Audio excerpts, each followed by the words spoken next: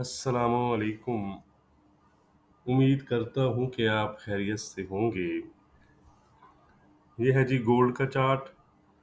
सबसे पहले अगर हम कल की बात करें तो कल की जो मॉर्निंग वीडियो थी उसमें मैंने आपको बताया था कि जो करंट प्राइस एक्शन है वो फ़िलहाल सेलर की फेवर में है। तो इसलिए आपको मैंने सेल साइड ही प्रेफ़र की थी कि सेल ऑन स्ट्रेंथ की जो है वो इंट्राडे पॉलिसी आप आज रख सकते हैं। तो as per hour expectation gold sell side में ही रहा और तकरीबन 22 94 92 के आसपास के गोल्ड ने लो बनाए। लेकिन उसके बाद यूएस का जो न्यू होम सेल्स डाटा था वो थोड़ा गोल्ड के लिए माइल्ड पॉजिटिव रहा, लोअर साइड पर आया था, जिसकी वजह से गोल्ड ने एक थोड़ा सा हल्का सा जंप दिखाया तो सही, 2304-5 के आसपास का। लेकिन ज़्यादा कुछ जो है वो ट्रेंड के अगेंस्ट हमें रिकवरी गोल्ड जो है वो नहीं दिखा सका। तो कल जब गोल्ड ने अपने लोज बनाए 2294 के आसपास के, तो हमारा जो स्विंग ट्रेड था, मेरा जो व्यू था, उसका भी आप कह सकते हैं कि पहला जो टारगेट हमारा था 2295 वो हिट हुआ। मजीद जो है वो टारगेट वो देखते हैं हमारे आते हैं कि नहीं, अलबत्ता फर्स्ट टारगेट तो हम हिट कर चुके हैं। तो व्हाट्सएप ग्रुप के लिए डिस्क्रिप्शन में दिए गए नंबर पर आप कांटेक्ट कर सकते हैं और अपनी इक्विटी के लिहाज से मुख्तलिफ टाइप के जो ग्रुप्स हैं उनको ज्वाइन कर सकते हैं। डाटा की अपडेट भी मैंने आपके साथ शेयर कर दी थी टेलीग्राम और फेसबुक पर। उनके लिंक भी डिस्क्रिप्शन में दिए गए हैं, आप ज्वाइन करना चाहें तो कर सकते हैं। गोल्ड की तरफ चलते हैं, लेकिन उससे पहले आज के कैलेंडर पर नज़र डाल लेते हैं, फिर हम आज के लेवल्स देखेंगे। यह है जी थर्सडे जून 27। आज अगर हम देखें तो बैंक ऑफ इंग्लैंड के जो गवर्नर हैं उनकी स्पीच है, यूएस के जीडीपी नंबर्स हैं जिनकी फोरकास्ट स्लाइटली हायर है, जॉबलेस क्लेम्स हैं, ड्यूरेबल गुड्स ऑर्डर्स हैं और पेंडिंग होम सेल्स नंबर्स हैं। तो आज काफ़ी सारा डाटा है, तो इसलिए आज मार्केट वोलेटाइल रह सकता है। तो डाटा के टाइम पर आपने ख्याल रखना है। डाटा की अपडेट मैं आपके साथ शेयर कर दूंगा। तो गोल्ड इस वक्त 2298 के आसपास चल रहा है। पहले हम इसके की लेवल्स देख लेते हैं, फिर हम इंट्राडे रेजिस्टेंस और सपोर्ट को देखेंगे।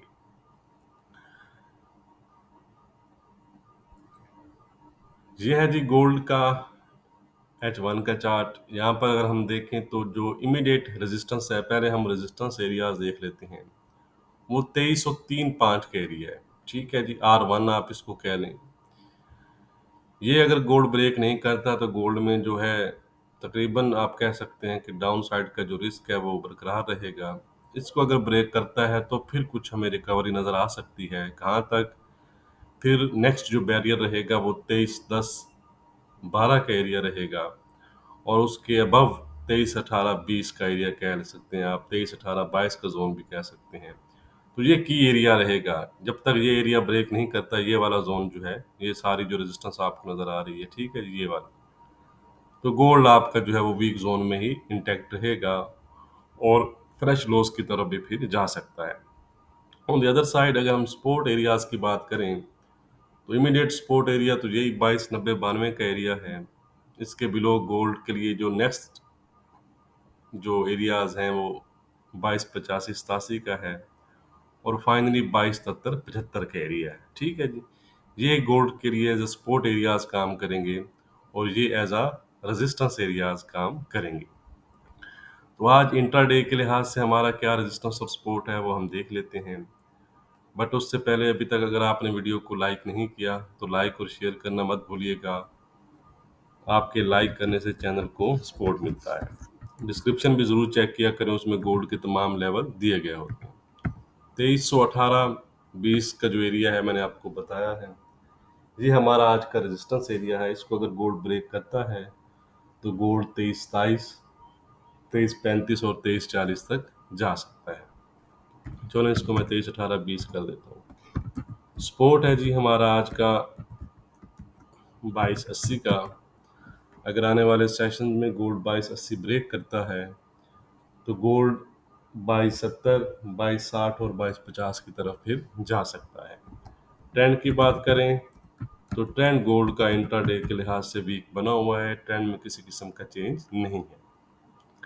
अब हम चलते हैं जी सिल्वर की जानिब। यह है सिल्वर का चार्ट। सिल्वर भी वीक जोन में ही है जी, अलबत्ता आज लेवल चेंज है। आज का रेजिस्टेंस है 2905 का, इसके ऊपर सस्टेन करती है तो कुछ रिकवरी की आप कह सकते हैं कि उम्मीद है।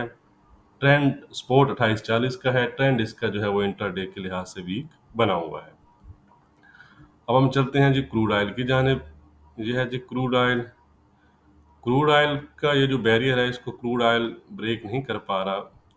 इसी वजह से जो आप कह सकते हैं कि आज पॉजिटिव जोन में तो हम इसको नहीं कह सकते, फ्लैट जोन में है। 8150 का रेजिस्टेंस है जी, $80 का सपोर्ट है। ये $1.5 की जो रेंज है, इसी को रहेगा तो फ्लैट में रहेगा, इसको ब्रेक करेगा तो फिर मजीद इसमें आपको अप साइड या लोअर साइड नज़र आ सकता है। अब हम चलते हैं जी फॉरेक्स पेयर्स की जानिब। ये है जी यूरो। यूरो कल तकरीबन 665 तक चला गया था, प्रीवियस अपने लो को उसने टच किया है और उसके बाद रिकवरी देने की कोशिश कर रहा है।